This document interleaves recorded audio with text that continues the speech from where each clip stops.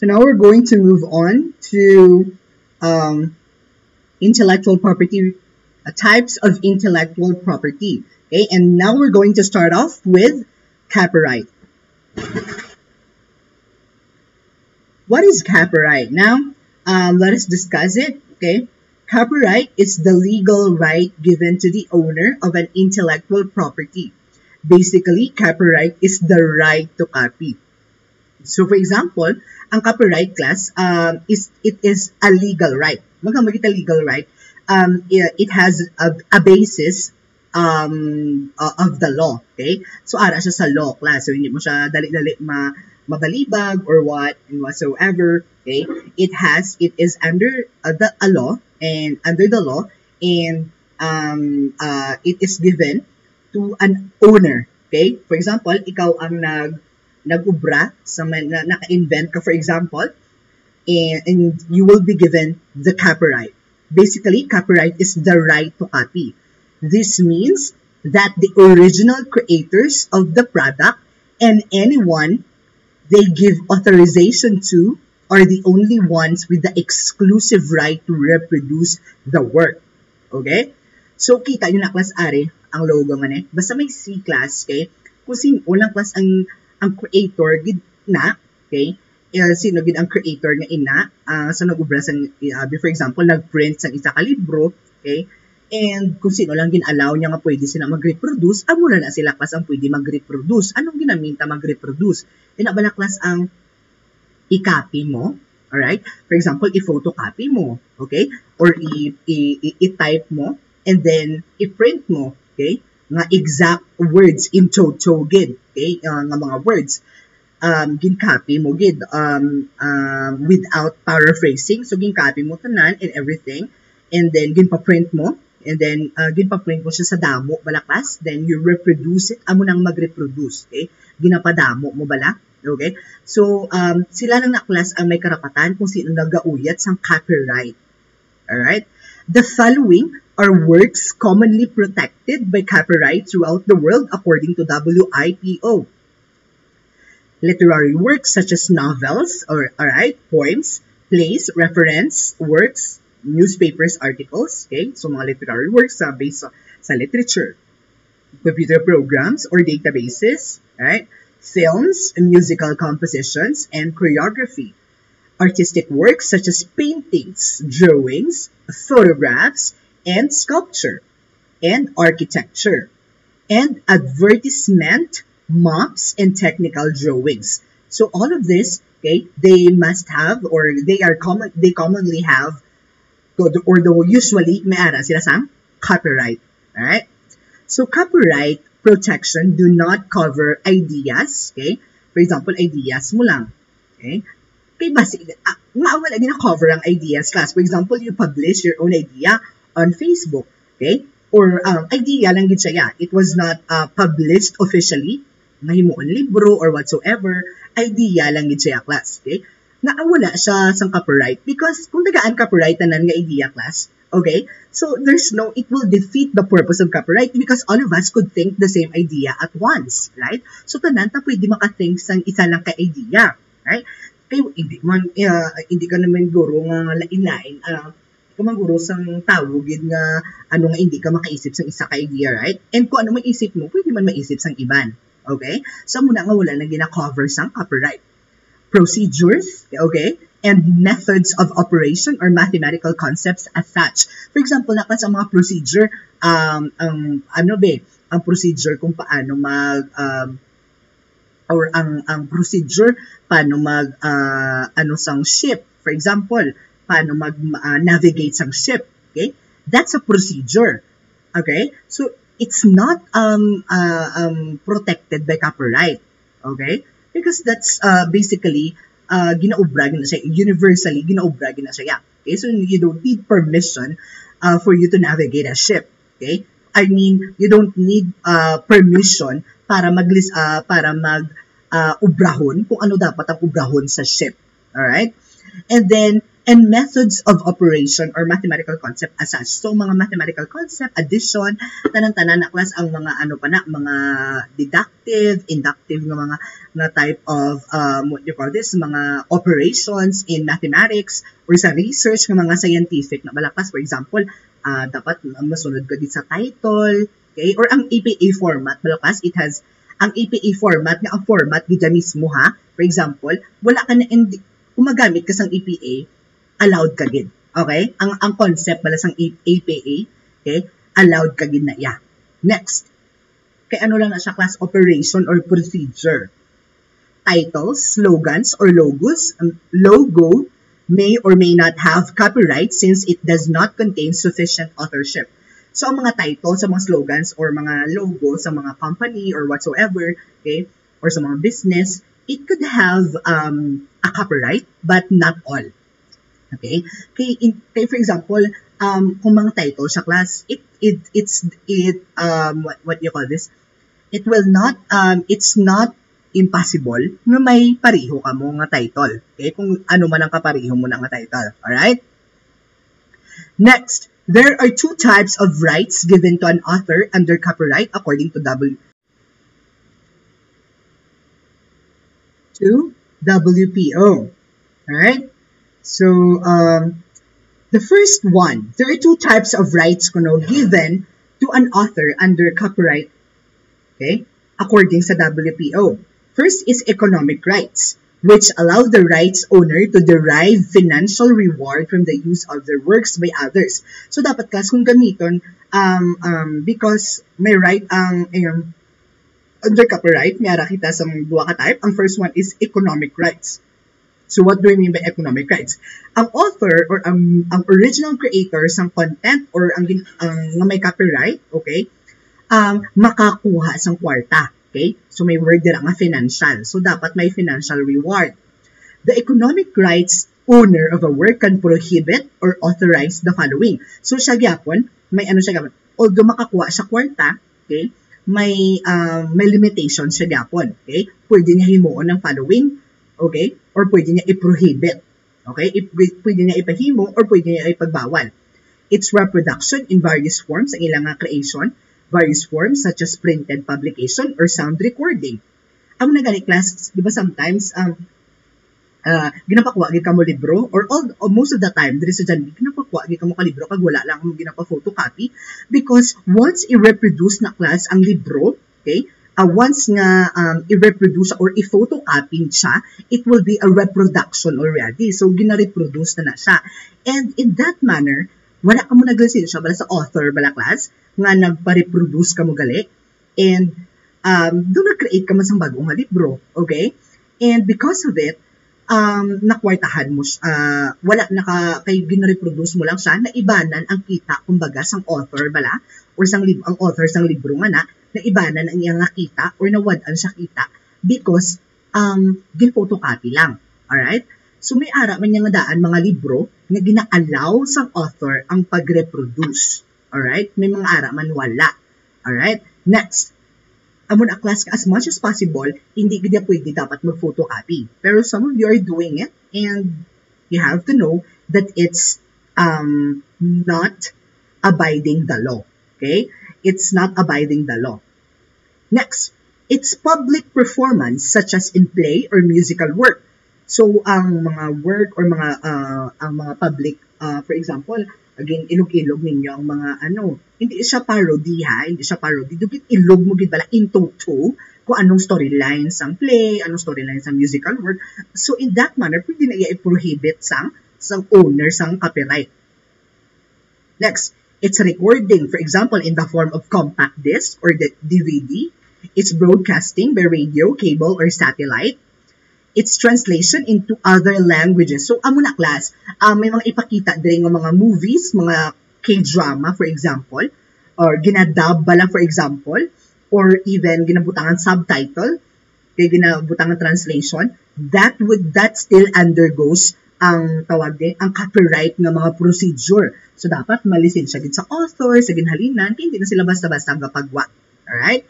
Next, it's for example, may mga Filipino music pagid nga gina-translate sa ibang nga language. Okay? For example, ang kanta ni Eddie Garcia, ni Freddie Aguilar, ha, ang kanta yung Anak, okay? It was the most translated Filipino song of all time. Okay? Kabalo ka mo na ang Anak niya. It was translated to almost 100 plus na languages, okay?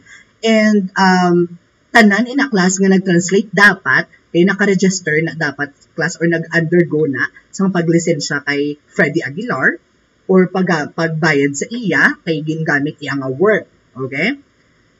Next, it's especially kung ang ginagamit malaklas ang work, kung for example, gamiton mo ang work ng isa ka tawo kay para makita ka man kwarta, right? Maka-benefit ka man sa kwarta. So in that manner, dapat i-copyright nila, malisensya gid. Next, its adaptation such as a novel into a film screenplay, right? Next, ang kita nilang mga movies na balaklas nga gina-adapt nila ang mga novel. For example, ang Paper Towns, alright, ni John Green, okay? Ang kay Nicholas Sparks pagid nga mga books, di ba? Ang iyang mga books na ginapang na sa sa movies. So ginabakal na sa mga film producer ang copyright sang iyang book para i-translate into a film, okay? Or sa film, himuan sa film. Next, moral rights, which protect the non-economic interests of the author. Dili naman niya class, it's non-economic, so hindi na niya kwartang involved. Anong gusto ng author lang? The moral rights that an author has, okay, typically refers to the right to prevent revision, so hindi dapat ma-revise, alteration, hindi pwede ma-alter, distortion of his or her work, or regardless of who owns the work. So regardless kung sino man ay class ang nag-try copy sang work niya, okay? As long as gin-alter niya, gin-distort niya, or whatsoever, dapat maaragid sang copyright. And that type of copyright is moral right. So malisensya dapat sa author. Next, according to the Berne Convention, copyright protection is automatically given without the need for registration or other formalities. So according sa convention kuno, ang copyright kuno automatically if it's your own creation gid nga hindi siya pwede maano sa iban, hindi siya pwede ma-copy sa iban, automatically imo na ginaya class. Miskin hindi mo siya pag-register or i-register mo man, imo na. However, in the Philippines class, may aragid kita class ginasundan nga may suggested, alright? So kung gusto mo, okay, nga sa ulihi, hindi ka class mapwede sa kasuhay or whatsoever, kag i-credit gid tanan sa imo, kay imo ginaya inubrahan, i-copyright mo gid class, i-register mo gid, kay para hindi ka class hindi ka maakusahan nga ikaw wala class ikaduwa nga nag-ubra sina, okay? Kay sometimes class ang copyright daw na una lang na magpa-register. Although ikaw class ang original class, kung may isa nga nag-copy sang work mo and then siya yung nagpa-register sang copyright nga ina, automatically kung may kasuhay class, ikaw yung mapwede. Kaya siya ang nakaka-copyright. Right? Next. So importante na. Next, most countries allow the voluntary registration of work. These voluntary registration systems can help solve disputes, okay, in ownership or creation, okay? Kaya hambal tagani, pwede nga hindi mo na siya pag-i-register. Pero kung once i-register mo na siya, mabalaan tayo kung sino gid ang original nga tag-iya, okay? Through copyright. So, ma-solve ang problem. As well as facilitate financial transactions, sales, and assignments and or transfer of rights. Now, importante ni kas mabalaan nyo. You have to know this because this will come out in your quiz or on your exam later on sa first quarter. Republic Act 8293 or Intellectual Property Code of the Philippines. Okay? Ano liwat? 8293. Philippines is one of the signatories under WIPO or World Intellectual Property Organization, which means that it adheres to the laws enforced by WIPO on intellectual property protection. So class, because we have already the law nga Intellectual Property Code of the Philippines, so tanan class nga law man nga ginsuggest ng WPO, kinahanglan ta i-follow kag kinahanglan ta i-impose sa unta nga law nga ginobra here in the Philippines. And this consists of the following. Ang RA 8293 consists of the following. Number 1, copyright and related rights. Number 2, trademark and services marks, geographical indications, industrial designs, patents, layout designs, or topographies of integrated circuits, then protection of undisclosed information. Now, class, we're going to tatandaan nyo rin siya ha, amo na sila ang under our law. Next, we're going to talk about the validity period of copyright. So once i-register mo ang isa mo ka-creation, it has a validity of your copyright. So pila ka years. For example, ang literary works mo, during the lifetime of the author plus 50 years after death. So it can still be credited to you. Alright? So pwede na siya i-renew kung ba class. Okay? For example, napatay ka na, then tapos ng 50 years, kagusto sa imo nga bata, yara man gyapon, ikaw man gyapon i-credit sina, i-renew lang na class. Right? Literary works during the lifetime of the author plus 50 years after the death, amo na class ang validity sang copyright. Next, ang art, 25 years from the date of creation. Okay? So i-credited na sa imo. Photographic works, 50 years from publication. Audiovisual works, 50 years from publication. Sound recording, 50 years from year recording took place. Broadcast recording, 20 years from date of broadcast. Trademark is valid for 10 years and may be renewed for a period of 10 years. Invention patent, valid for 20 years from filing date application. Alright? So, now we're going to proceed with the next one. We're done with the copyright. Now we're going to go to knowing about patents. Okay, what are patents?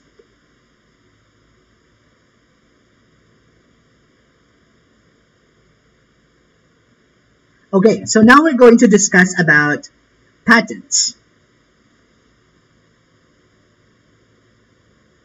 Just wait for a while, class. I'm texting.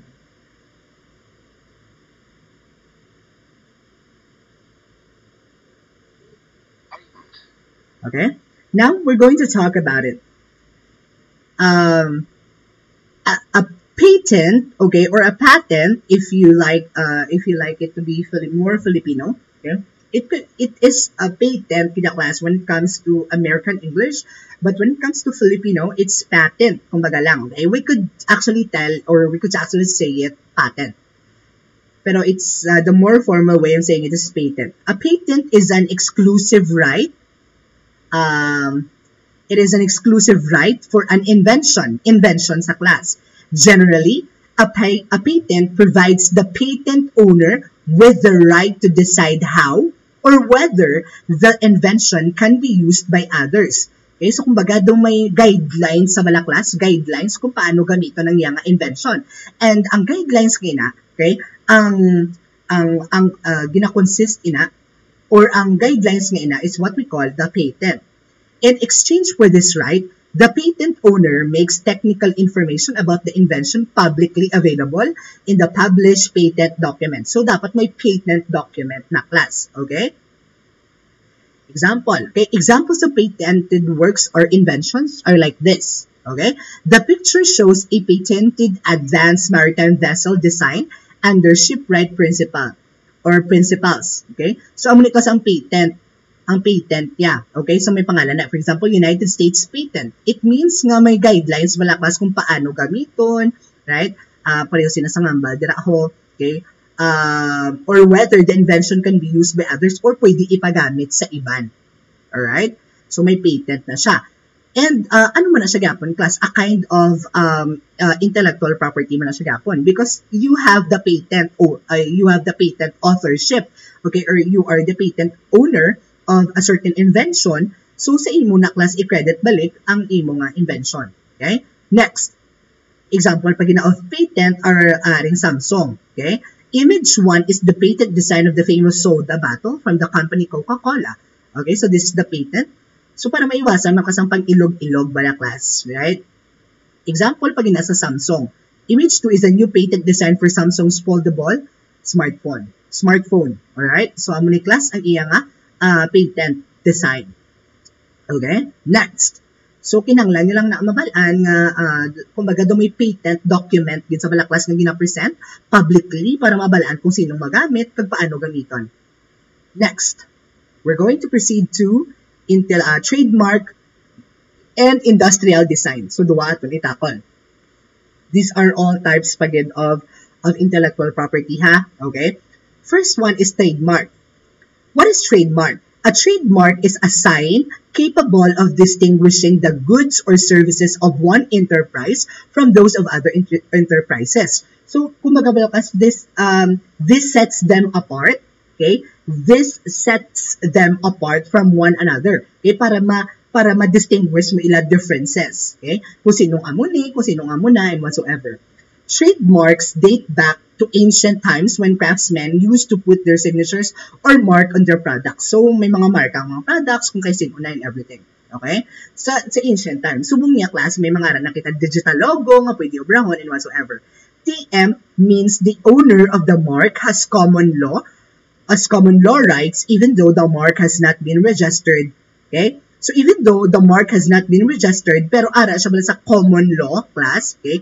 May common law rights ang kumbaga siya ang nauna established and whatsoever as provided with the proofs or with the evidences nga nahimo or mahatag sa mga photographs, sa mga documents nga siya una-una nag-amo na. Okay? So, ara na class. For example na, ang TM, ari siyang Starbucks. Okay? So, as makita, wala may TM. Okay? Wala siya class na-registered na, pero it is under a common law rights. Kung R naman niya, ari siya, on the other hand, is only used for marks that have been granted registration. So, kung ginpa-register din and whatsoever, makita mo ng R na dra. It means registered. Alright? So, ari siya, kung TM, trademark, kung R, registered trademark. So, just take note of it. Alright? Next, industrial design. An industrial design constitutes the ornamental or aesthetic aspect of an article or object. So, before I go to that, I would like first to show, i-comment nyo sa part sa diri nga part sang video. Okay? Sa diri nga part sang video. Pakita ko ang samay, wait lang, because it's still Hamburg, FREMANTLE. So, FREMANTLE, ari ang inyo nga question. Alright? So, I hope Group 1, Group 2, Group 3, Group 4, as what I've said from the previous video, okay, nambal ko na sa previous video, kung ano inyo himuon, so kabay pa, nalantaw nyo tong previous video. Okay? So, muna ang FREMANTLE ha, 1, 2, 3, and 4. Okay, so now, we're going to proceed. Mabalik kita. An industrial design as a part of intellectual right constitutes the ornamental or aesthetic aspect of an article or an object. It may consist of three-dimensional features that shows the shape or surface of an article or object, or of two-dimensional features showing in details, patterns, lines, or colors. Kung magkabalaklas do mga blueprint, di ba? Mga blueprint kinobras ang mga engineers, okay, are all their own idea. Okay, so this still has an intellectual right, and this is what we call industrial design. An industrial design right only protects the appearance or the aesthetic features of a product. The industrial design right does not protect the technical or functional features of a product. Okay, so ang design lang gito mismo ya class, ang aesthetic lang gito la class, okay, ang ginaprotektahan sang industrial design. For example, may blueprint ka. For example, this is the blueprint. So, amo lang ginaglas yung ginaprotektan sa industrial design. Kung ginhimo na naiya balay, naiya or building ang blueprint, kaya na, wala na naiya class labot ang industrial design. Did you get me? Okay? Such features could, however, potentially be protected by a patent. Okay? So, kung naubra na yung balay and whatsoever, and for example, naubra na mga building, okay, pwede na siya class maano sang patent. Patent na siya kung paano gamiton, okay, kung sino pwede magamit, and whatsoever. Ito mo lang yung discuss na kagnina. Okay, so muna example niya, sang, what you call this, ang industrial design. Okay, parang sang, ano siya, ano ni? A shoe, no, a slipper. Then a helmet, and then, a bag. Alright? Next.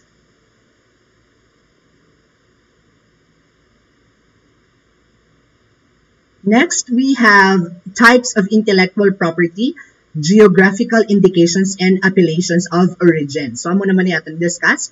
Geographical indications and appellations of origin are signs used on goods that have specific geographical origin and possess qualities, a reputation, or characteristics that are essentially attributable to that place of origin. Okay, so By the word geographical, there is the word geography. So it talks about place. Most commonly, a geographical indication includes the name of the place of origin of the goods. So basically, class, kung maghambal kita sang geographical na indications, okay, it talks about the origin of the place. So may ari na dapat stated kung ano sa diinhalin ang product nga ina or sa diinhalin nga invention nga ina and whatsoever.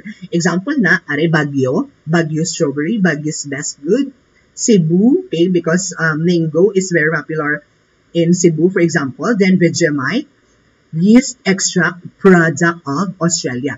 So, kumbaga, kung diin bala affiliated ang product na ini, okay, so pwede na automatically matagaan sang geographical indication class, okay? Example, dabi sa istansya naman, okay? So, sa istansya naman, for example, sa istansya Iloilo, okay, namin dito ya ang mga seafoods, okay? So, ga-export o gabi, for example. Then, pwede yan nila yabutangan niya class ang geographical na indication, for example, product of istansya or istansya's goods. Doon mo na bala class, okay? To indicate that it really came from that place. The labels of the goods shown above show its geographical place of origins. Also, I hope you understood that. Next,